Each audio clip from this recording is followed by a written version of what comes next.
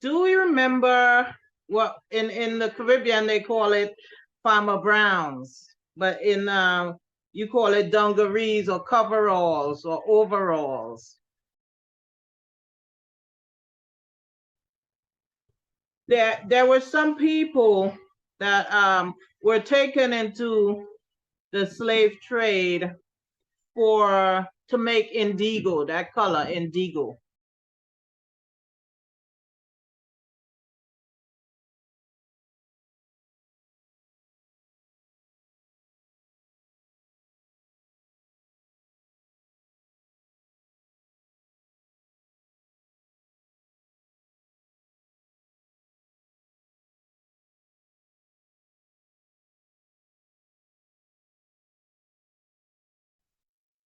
That dark blue.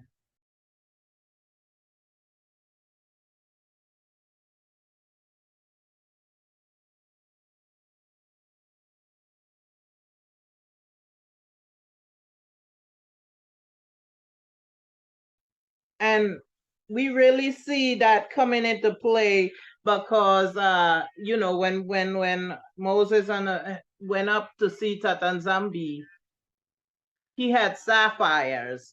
Sapphires were the stone that were at his feet.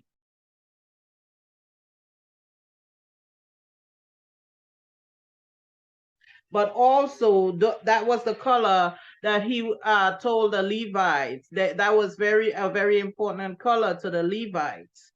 That blue, that indigo blue.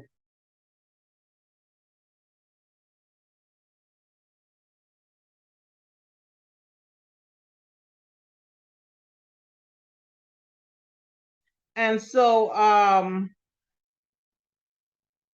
they were taken into the slave trade. There were people who were taken into the slave trade to make that color, because that was their talent, shall we say. They knew how to make that color.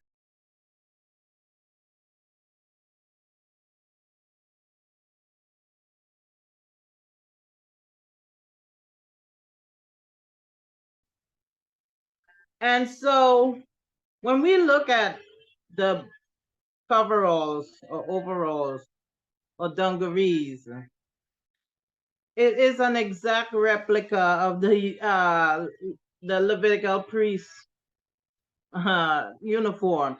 It has the straps, just as Tatanzambi told them in the Bible, coming down, and it has that that square in the front that they had to place the stones on.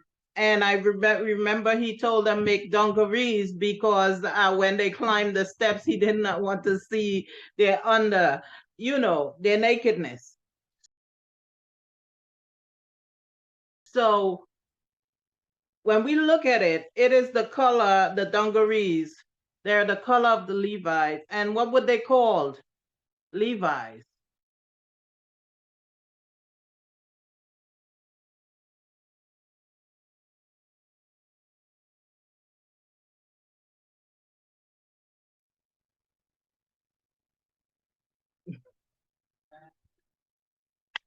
Egeta.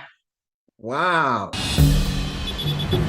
We are here in Kano State, and just behind me is the ancient wall of Kano, which was built as far back as the 14th century to defend the people of Kano. But most especially, we're here to take a look at the long-standing indigo dye tradition of the people of Kofa Mata. So come along and let's see how this is done.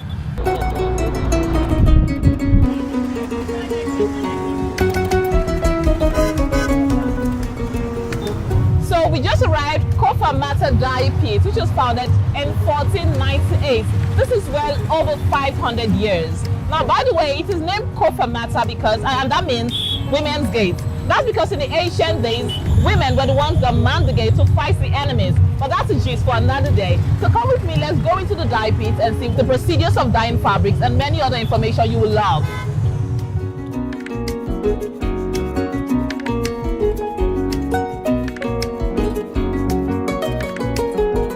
Me, I'm learning this work from my father.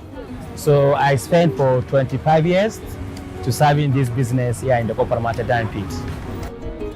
We have some 144 feet and we have some 50 VUs. So normally, if you have some like plenty order from the people, you can open all the pit to go and be functioning it. Let me tell you about the like 5 years to 8 years back.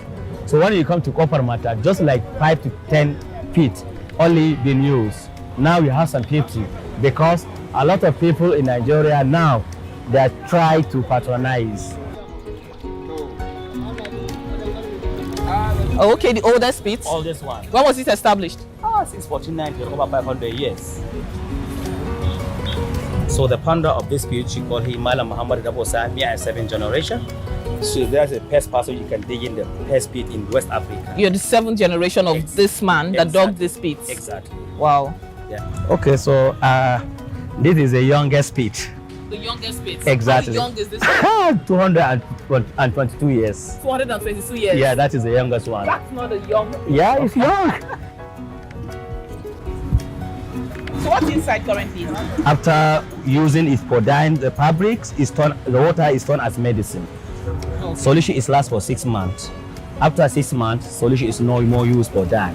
So you can keep the solution to selling as medicine. A lot of people to buy to cure men and animals. So normally this solution is cure for the sickle cell anemia or any skin disorder or any skin cancer. But the solution is not for internal. You can't. You can drink it. Okay, you can drink. Why not? You can drink it.